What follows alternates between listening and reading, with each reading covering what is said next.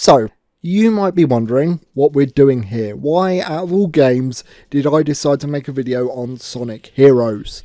Well, the answer is very simple. This game turned 20 recently, and I wanted to celebrate that fact. It definitely does not have anything to do with the fact that this was only supposed to be B-roll footage for another video, but I ended up getting distracted for a month because I enjoy playing this game too much. Definitely. So, little known fact about me, I may or may not like Sonic, with this game right here being the start of my obsession with this blue prick. Sonic Heroes was back in the day a really big deal.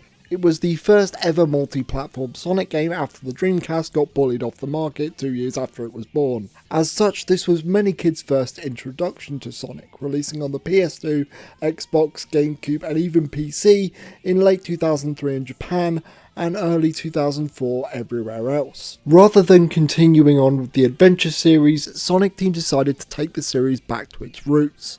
Instead of complex character-driven stories, they would instead go for a minimalist approach. By keeping the plot extremely simple, it allowed them to bring back the zone-based structure seen in the Genesis games. It's a game that was decently well received when it was released, however over time the narrative would shift, citing this as the start of the series' downward spiral. I mean, it wasn't, but we all have bad takes sometimes. This perception utterly confuses me because, for my money, Sonic Heroes is about as quintessential Sonic as you can get. In fact, I would even go as far to say that if you're a new player and you want to understand the appeal of Sonic, outside of the classics and possibly Adventure 2, this is the game I would recommend new people to start with.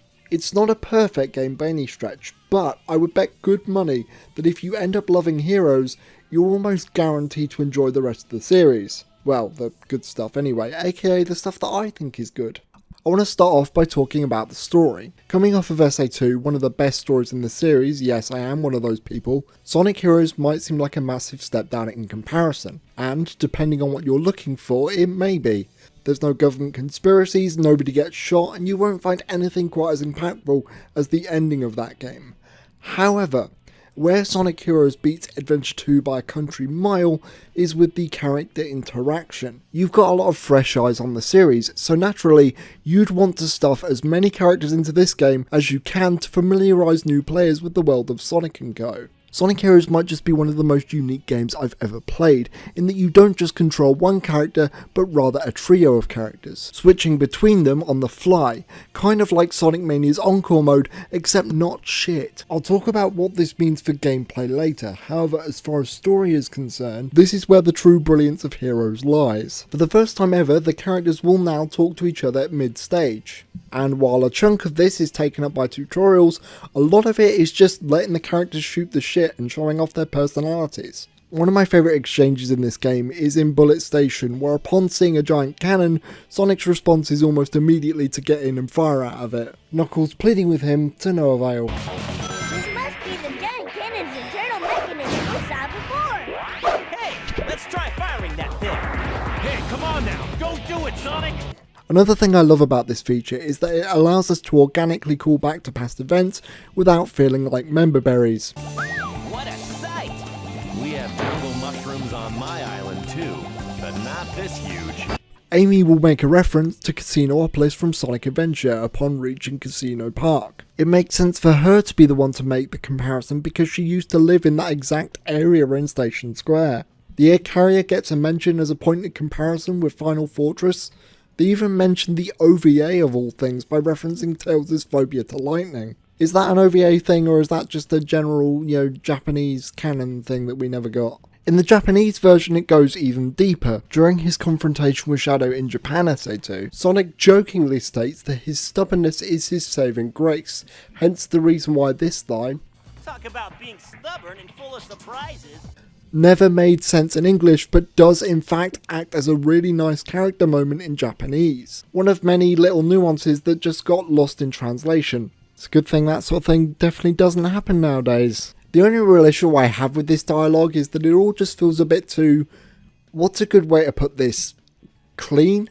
Everyone's just way too friendly with each other, which makes sense for colleagues like Team Chaotix or with Team Rose, but then on the other side of the spectrum we have Sonic and Knuckles. These are two characters that basically take the piss out of each other every chance they get, always trying to outdo the other and essentially getting under each other's skin.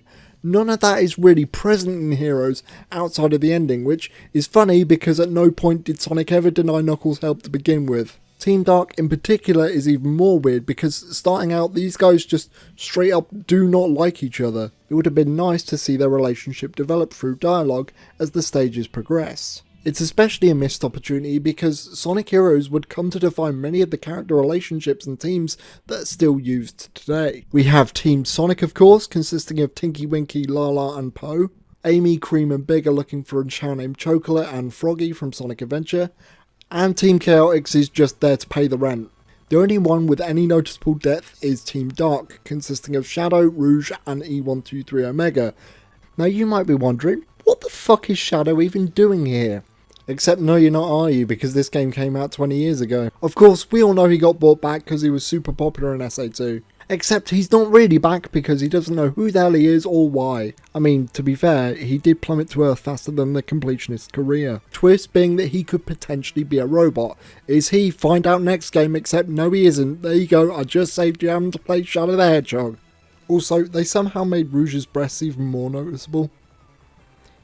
It's not a complaint, it's an observation. Originally, Gamma was supposed to return for this game. However, given that they already brought Shadow back to life, they probably didn't want another contrivance.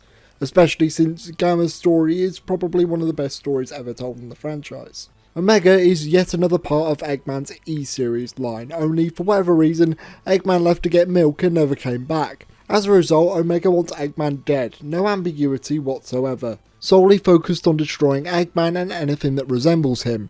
In a game that's basically the video game equivalent of the Mickey Mouse Clubhouse, that is hilarious. These three form an unlikely alliance to track down Eggman, get information about Shadow's past out of him, and then bust a cap in his ass. Following that, there's a final story which reveals the mastermind behind this whole operation. Metal Sonic. The worst kept secrets in Zvorsh's porn folder. He literally just announces his presence halfway through the game. And you know what sucks? Had they not done that, they could have gotten away with a really decent twist. So during the ending of Team Chaotix's story, it's revealed that Eggman was put under house arrest. Eggman hired them to bust him out. The reason why Team Rose initially pursued Sonic at first was because it was reported that Sonic kidnapped Chocola and Froggy. In reality, it was Metal Sonic. A mistaken identity that's a lot more believable than the one in SA2. And I love the reason why Metal wants these seemingly insignificant characters. It's because of their relation to Chaos, i.e. Chocola being a Chow and Froggy once possessing Chaos's tail. In fact, this detail is so subtle that you might not even notice it during Team Rose's ending. This, I assume, is what lets him transform. It's subtle, but it's a really nice way to show that these games do have a sense of continuity without bashing you over the head with it. Honestly, they really didn't need to show their hand that quickly. Tails noticing that this wasn't an ordinary Eggman robot was more than enough to drum up suspense. Also, it kinda kills the intended effect of this environmental storytelling in Hand Castle. Like, genuinely, had this scene not been there, that would have been awesome. Also, can I just say, it is so goddamn sad that we see Neo Metal for less than 30 seconds total before he goes full on kaiju. Don't get me wrong, I love the kaiju design, that's fucking badass, but this is just, oh, such a cool design. It's the cape, isn't it? It's probably just the cape. I love the idea of giving Metal Sonic a personality. Like, his whole reason for rebelling against Eggman is him having an existential crisis. Wanting not only to prove superior to his master, but also beat Sonic and carve his own path outside of being just a robotic copy. Honestly, I'd rather Metal become a rogue element separate from Eggman moving forward, because as it stands, future games have sort of treated him like a joke. He's been nothing more than boss fodder since then, with very little significance to anything. I really don't have any problems with Heroes' narrative. I mean, you could pick some bits apart, like for example, why didn't Rouge tell Shadow about his past? Rouge was trying to get them to form a team for her own means, i.e. get Eggman's treasure. She may be Shadow's friend, but she's also a very manipulative character, so I can buy that. Why isn't Knuckles on Angel Island? I don't know, he just wants to help Sonic out. He's just a cool guy, leave him alone. The whole thing is just coated in such a thick layer of cheese that for the life of me I can't help but find it super charming. It also helps that the voice actors who have been here since the Dreamcast days are at the peak of their performances. Everybody is super high energy, which some may find exhausting, but it's that energy that makes Sonic Heroes just a joy to experience. As previously mentioned, in Sonic Heroes you play as one of 4 teams of 3, freely switching between each member to clear obstacles. On top of being able to use different abilities, your formation will also change. It doesn't have a major impact on gameplay, but can help you mitigate a particular sore point that we'll talk about later. Speed characters have access to the homing attack, tornado and rocket excel by default. Their primary use is to gain speed in the more tunnel based sections, as well as dealing with shielded enemies via the tornado attack. In addition, certain teams have exclusive attributes. For power and flight this is so subtle that it's not worth mentioning, but speed characters do get some cool additions. Sonic and Shadow have access to the light speed dash, working exactly the same way as it did in SA2. Every character besides Amy can use the triangle jump to jump between adjacent walls, SBO being able to stick to walls indefinitely on the count of him being a massive weeb. SBO's tornado attack also allows him to turn invisible, letting him throw out kunai and bypass laser grids. Finally, by holding the jump button in midair, Amy can hover using her hammer, which is something I didn't even know until a couple of years ago. A point of contention for many is that the control here is noticeably worse than the adventure games. The adventure games being lauded for having some of the best control in the series. I won't disagree that the control is less precise, or hell, in some cases even bad. I will however say that I think its impact on the game is greatly exaggerated. Sonic Heroes will rarely ask you to do anything too demanding as far as raw platforming is concerned, and even when it does, it's almost always designed for the flight formation in mind. In addition, most of the levels here are either incredibly boxed in or very open-ended, so regardless, it's highly unlikely that you'll slip off due to poor handling. I think the biggest problem with Heroes in this regard is not so much the overall movement, but the rate of acceleration.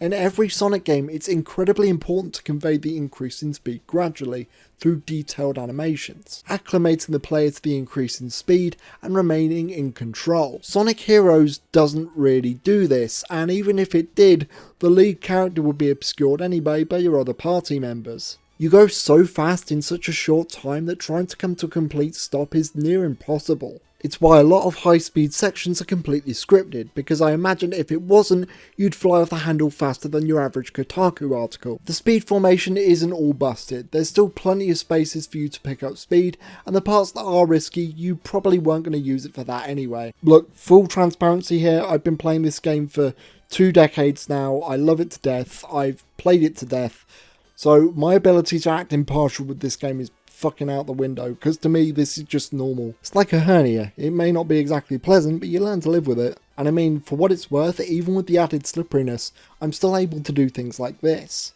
The inability to stay in control also means that the game's makeshift spin dash, the rocket excel, is more trouble than it's worth. In fairness, the move does indeed come in handy, especially if you're going for any of the optional time trials, however, it's a very situational power. Nowhere near as flexible as the adventure games allowed the spin dash to be. By the same token, however, these levels aren't really built in a way that lets you take advantage of any crazy maneuvers. Power characters are exactly what they say on the tin, they're the Unga Bunga mode. Outside of just punching shit, they can glide off fans, however, much like the Rocket Excel, it's a purely situational power. Enemies now have health bars, whereas Sonic may take 3 hits to knock out a single enemy, Knuckles can knock them down in just a single punch. Of the 4 teams, I generally prefer to play as Knuckles or Omega. Big and Vector's attacks are projectile based, which requires them to be stationary and have a longer wind up. This does have its advantages, you won't find yourself careening off a cliff for example, something that plagues Omega especially. Finally, flight characters can, get this, fly. Pretty much works how you'd expect, the only difference is that you now have a meter telling you how much airtime you have left. A particular hang up that people seem to have that I really don't understand is the fact that you can't change formation mid-jump. Essentially what they're complaining about is the fact that you can't switch to flying type and cheese your way out of a pit. Get good. I feel like if you were to do that it would make the platforming very inconsequential, and let's face it, in a game where you can just fly over things, it isn't exactly taxing to begin with. If anything, it makes you think more carefully about what type to use at a given time. Outside of just being the party's Uber, flight characters can also use the Thunder Shoot, letting them stun enemies in place as well as knocking down airborne threats that neither power or speed could reach on their own. Filling this bar by performing certain actions will let each team do their signature Team Blast, a uniquely animated screen nuke with added buffs. During the cooldown period, Team Sonic can use the light speed attack in place of the tornado, essentially acting as a second screen nuke. Team Dark can stop time using chaos control, which requires a bit more thought as to how you use it, since it can also halt your progress. If this ever happens, you can press the Team Blast button again to resume time, so you're never stuck. Timed right, however, and I found out you can actually bypass a lot of scripted obstacles. Team Rose gains a level up for each character, an invincibility and a shield. Finally, Team Chaotix turns every enemy in the vicinity into ring boxes, both for the nuke itself and during cooldown, making it very possible to use consecutive Team Blasts if you use it in the right spots. I'm curious, is the fact that they're in a band actually a reference to an early Sonic 1 concept? For those who don't know, when Sonic was being conceptualized, he was supposed to be in a band, with a very early version of Vector being a part of it. Not that it matters, I'm probably the only one who gives a shit, but it just came to me while writing. On top of their base moveset, each character can also collect their corresponding power cores to level up. Sonic at level 3 can not only one-shot most enemies, but also has an added wind effect that can break off shields and climb up poles without having to do the tornado first. At level 3, Thunder Shoot goes from being an inconvenience to being able to nuke most enemies with ease. Hitting a checkpoint with a specific character will also give them a level up, giving you a degree of agency to pick your preferred playstyle. Something I didn't know until very recently is that the power cores you get from enemies aren't entirely random. They will never drop power cores for the class you're currently using. This not only gives you an incentive to switch, it also means that to some extent you're able to manipulate what cores you get. Your level always resets upon starting a new stage as well as dying. I love the power core system because it effectively rewards skilled players by letting them power through obstacles that they would have otherwise struggled with. Art design and level theming are two things that Heroes utterly dominates at. Most of the characters are smaller in stature, while still retaining a lot of the different design complexities that Sonic Adventure brought about.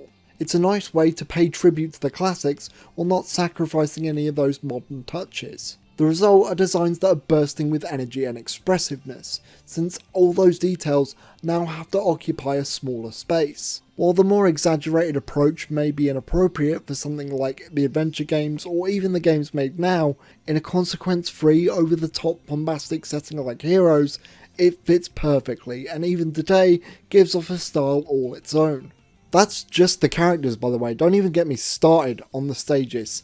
These stages are quite possibly my favourite collection of levels in the whole franchise. This is to me the closest a Sonic game has gotten to capturing that classic style in 3D. You have futuristic cities with flying cars and roads that materialise as you restore power. A haunted mansion that's constantly flipping and changing itself like it's straight out of Castlevania. A beautiful lush jungle where frogs cause vegetation to grow, flowers that can fly, and ivy that grows as you grind on it. Bullet Station is an absolutely badass stage. It acts like the launch base zone of the game. It's framed as the final assault on Eggman and it quite literally fires on all cylinders. Only in a Sonic the Hedgehog game can I get shot out with a giant turret, blast through a nearby canyon and smash headfirst into enemy territory. You want to know why I like this series? This shit is why. Fuck logic, let's just go batshit insane. And oh man, Cook, they certainly did. Even more traditional ideas are greatly expanded upon. Seaside Hill may just seem like your generic Green Hill stand-in. However, in the second act, Ocean Palace, it straight up just becomes a temple level. Casino Park obviously takes a lot of inspiration from Casino Night Zone, just on a much grander scale. A high-class hotel resort soaring high in the sky with the faint glow of the city down below. Only now with an extra bingo-related twist. I've always said that art direction is more important to a game's overall look rather than sheer graphical fidelity. Sonic Heroes is, unironically, one of the best looking games I have ever played. Every single one of these levels are bursting with colour and, well, energy. It's a vague term. Essentially what I mean by energy is the excitement and intrigue I get when I play this game. Everything about this game's stages just feels so whimsical, otherworldly, magical. I think the best level to demonstrate this energy is none other than Egg Fleet. By far, this is one of the coolest things the series has ever done, and nobody ever talks about it. This is basically the opening to Unleashed, except you get to play it. This is the threat that this game has built up since the beginning. It's do or die time, a full-on assault on Eggman's armada. You're on the edge of space, hopping between ships, being targeted on all sides, fucking blowing up capital ships. This is the Sonic team that I love. The Sonic team that has so many wild ideas and just goes for it. Sometimes that doesn't pay off, but when it does, you get levels like Egg Fleet. So why do you like Sonic so much, Jack? This shit is the reason why. I've talked at length about level theming and art design, but what about structure? Well, see, that's the funny thing actually. Sonic Heroes is a really hard game to pin down in terms of level design. Big, wide open spaces with non-linear pathways that intertwine and converge. Levels like Seaside Hill, Frog Forest and Egg Fleet have tons of little secrets and shortcuts you can discover if you're perceptive enough. A favourite of mine is the extra ships in Egg Fleet that you can land on. Not just being a background prop, but a treasure trove rewarding the curious. The thing is that this isn't exactly a one-off occurrence. For example, at the beginning of Seaside Hill, did you know that there was a life here? No, I didn't either. There are a ton of secrets that I've only just discovered after 20 years of playing. At the same time, there are levels like Rail Canyon, Mystic Mansion and Final Fortress. These levels are more linear with set scripted challenges that you must overcome in order to progress. To clarify, a level being linear doesn't at all mean bad. The term linear is treated as a dirty word by classic purists, and I really don't know why. What makes a level good is not its linearity, but rather whether it has a clear engagement. In the case of Sonic Heroes, it's the ranking system. I'll talk about this in much more detail when I eventually re-review SA2, but the ranking system in Sonic games is one of the most overlooked parts of the series' appeal. Sonic Heroes has a simplified version of the system present in SA2. Essentially, the more enemies you kill in a chain, the more bonus points you get.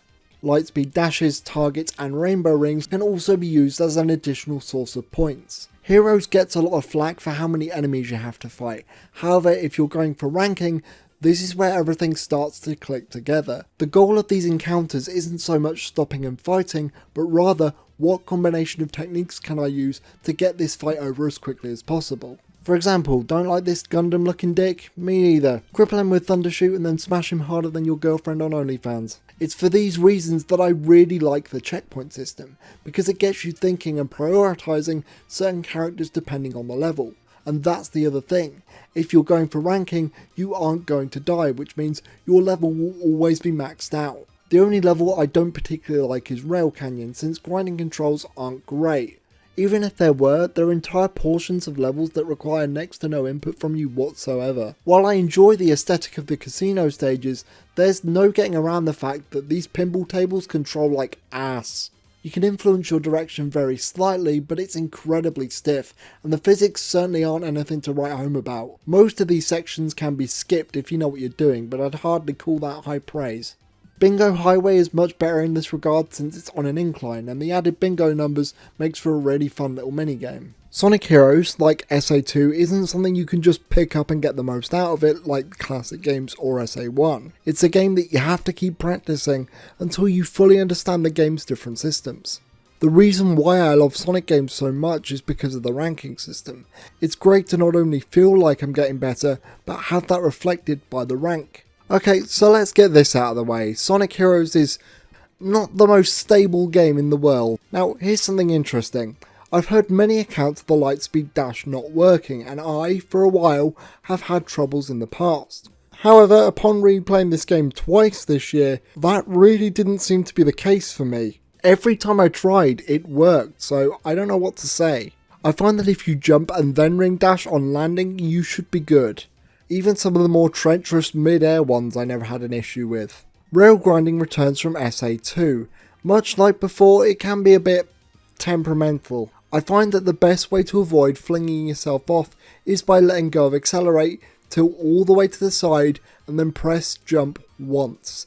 The once is very important because far too often I see people mash the button and end up dying because they flung themselves off the rail.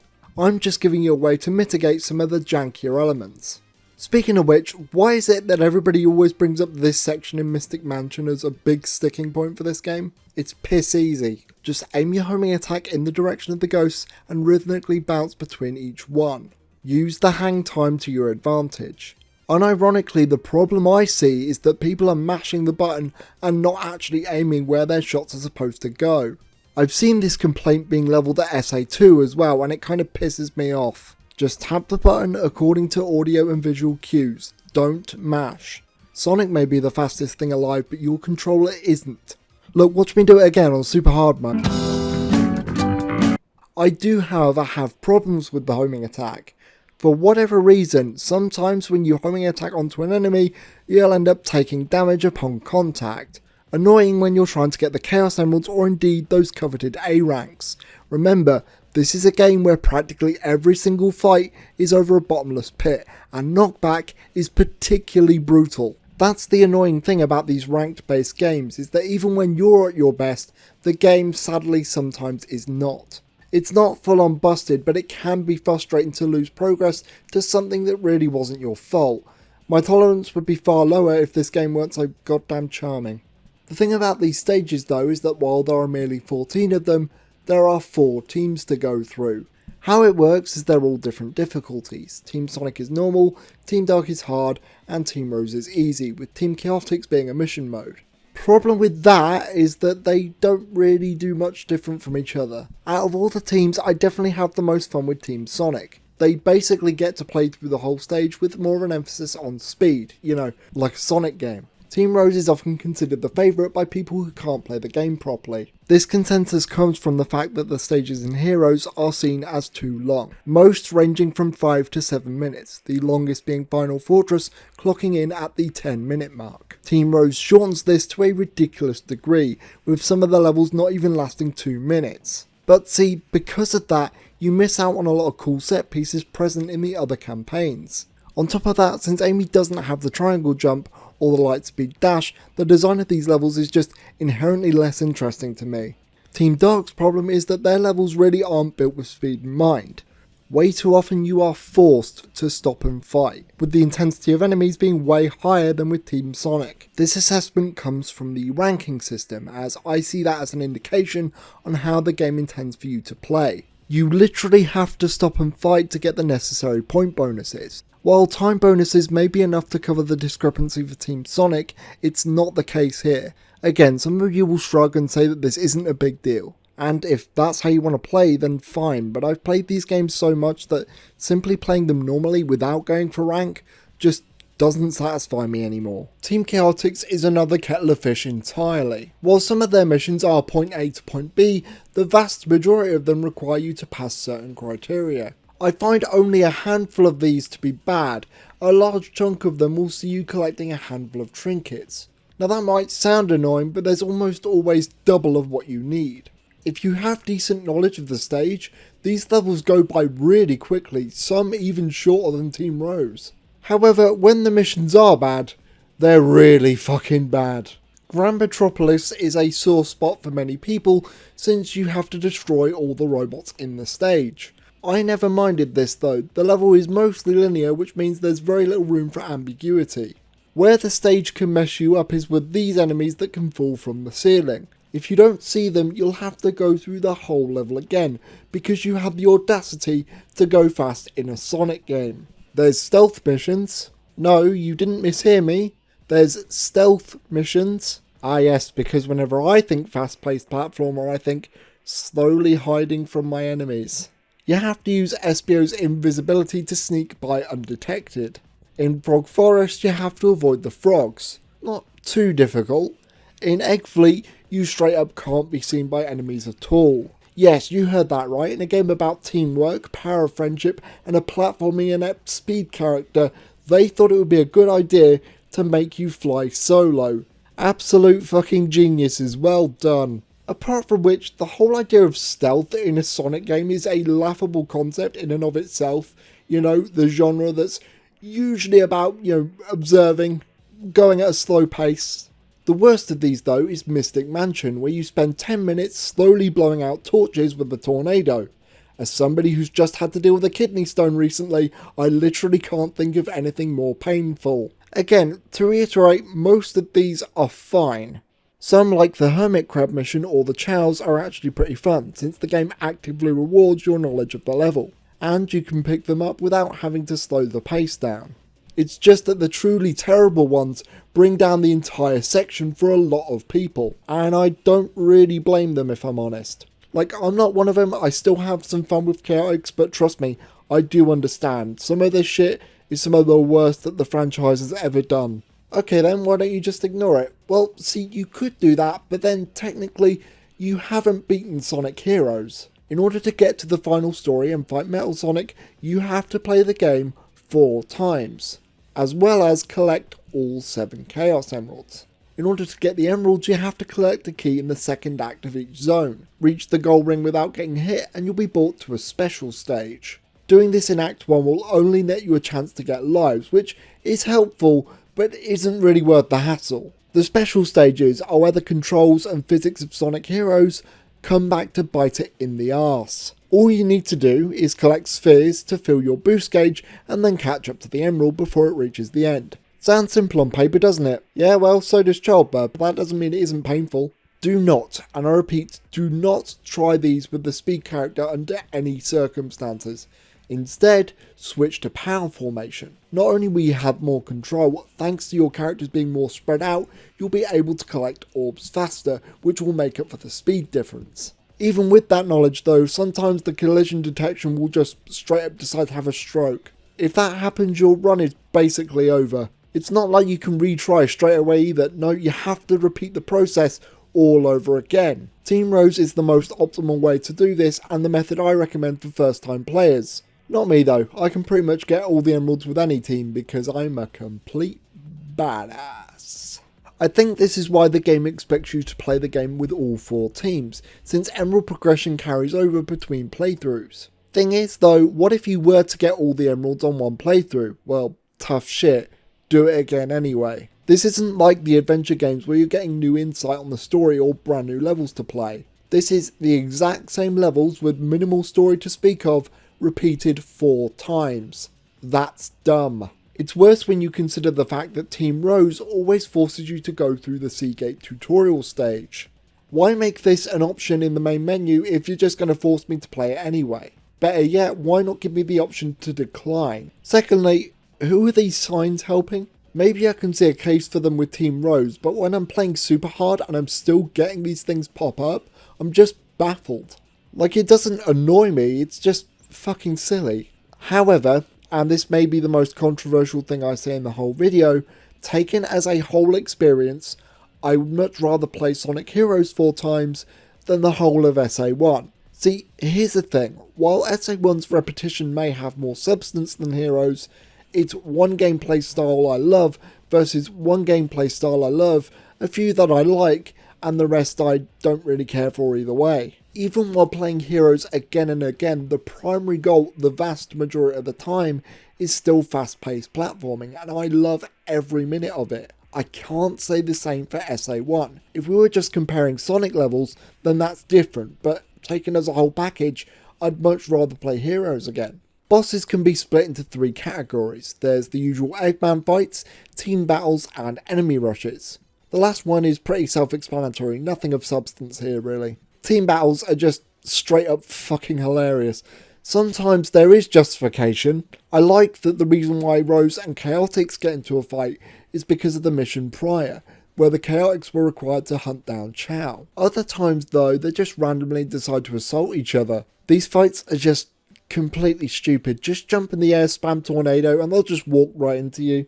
Just occurred to me actually, I really don't get the feeling that this game was well suited to be an arena fighter. It's not to say that nothing good came out of these stages though. I mean, how else would we find out that Sonic is based and red-pilled?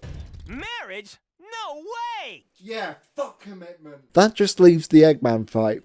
There's the Egg Hawk, Shit, you shit! Moving on, the Egg Albatross looks pretty daunting at first. You run alongside it while taking down the blimp until having a reprise of the Egg Hawk fight. Or you could just spam homing attack and just wait for the Hawk to come to you. Not that tough. At first, the Egg Emperor can seem quite hard. In fact, I dare say that he might be one of the most difficult bosses in the series, which isn't that big of an achievement, but it's something. However, as long as you grab these first 2 flight cores in the beginning, there's really not much he can do to you.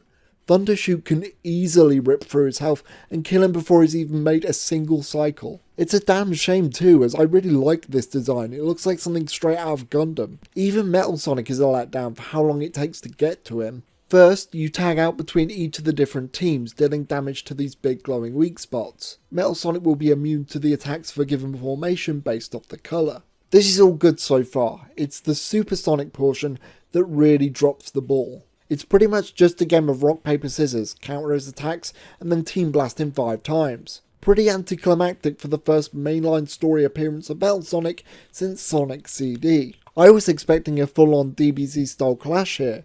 The atmosphere is great, the scale is fantastic, and the Mecha Kaiju-esque design is amazing. What I'm made of is one of the best vocal tracks in the entire series. The actual fight itself though is shit. Now normally this is where I'd give you my final thoughts, but I actually went for 100% this go around. Fun fact, I wasn't actually lying at the beginning of this video. This was never even supposed to happen. I was meant to record this game as B-roll for a Sonic Frontiers video, but I got carried away because I decided, fuck it, I love Heroes so much, so I just want to make a video on it now.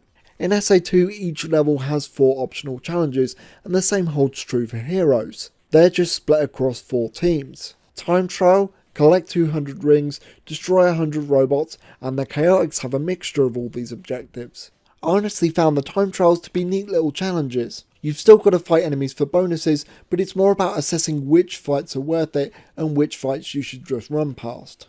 You really have to optimise your performance in some of these. These challenges gave me a new appreciation for the Rocket Excel. The ring challenges are pretty fun, if a little easy. You have to take advantage of a character's positioning a lot more, something that the game never really required you to think about.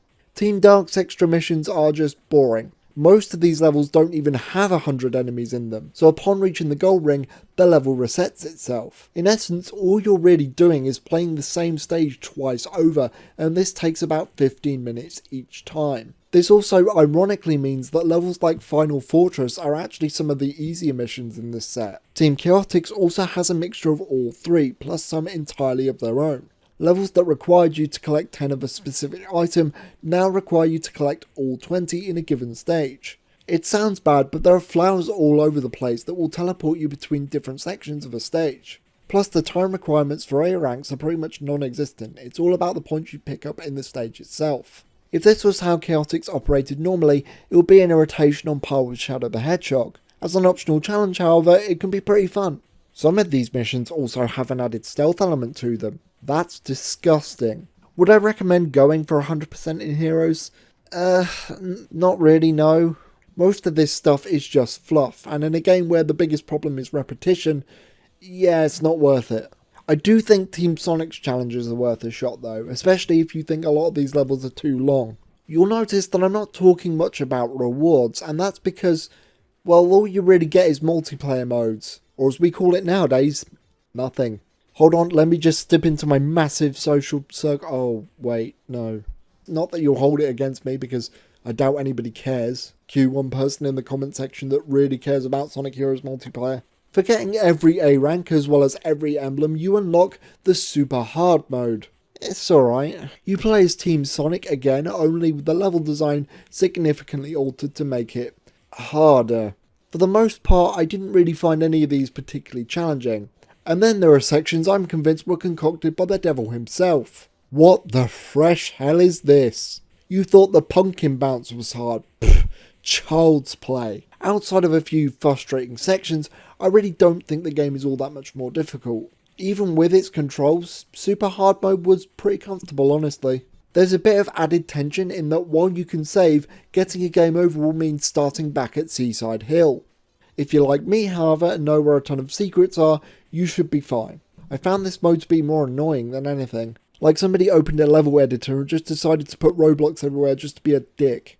This isn't really hard, it's just wasting my time and stopping me from going fast. On top of that, you don't get ranked at the end of every stage, nor can you replay levels you've already beaten. As already discussed, ranking drives me to sharpen my skills. If that's not there, then I have very little incentive to get better. And that, ladies and gentlemen, was Sonic Heroes. Mixed bag for some. Personally, I fucking love it. I've done my best to be as fair as I possibly can. I adore this game, but that doesn't mean I don't see the issues that some people have with it. Like, trust me, I know the problems are there. But like when your dog shits on your carpet, sure you may get angry, but you can't bring yourself to hate it. This is a game that I can play time and time again and never get bored with. I mean, I've already played it twice this year alone. I can think of 3D platformers, even 3D Sonic games, that are superior to Heroes. However, there is only one Sonic Heroes. This is one of the most unique games I've ever played. It's clunky in places, but when you do get into the groove and start using each of your characters to the fullest, perfecting these stages is some of the most fun you can ever have in a Sonic game. This isn't even mentioning a charming ensemble of characters, a phenomenal soundtrack, please give this a listen, it's fucking fantastic, and some of the most inspired levels in any platformer I've ever played to date. It's creativity like this, and clear passion for what they're making, was what made me enamoured with the Sonic series when I was a kid. It's a Sonic team that I've missed very, very dearly, and it's a Sonic team that we've really only seen re-emerge over the past couple of years. Call it nostalgia, I don't care. Sonic Heroes fucking rocks, man. Happy 20th.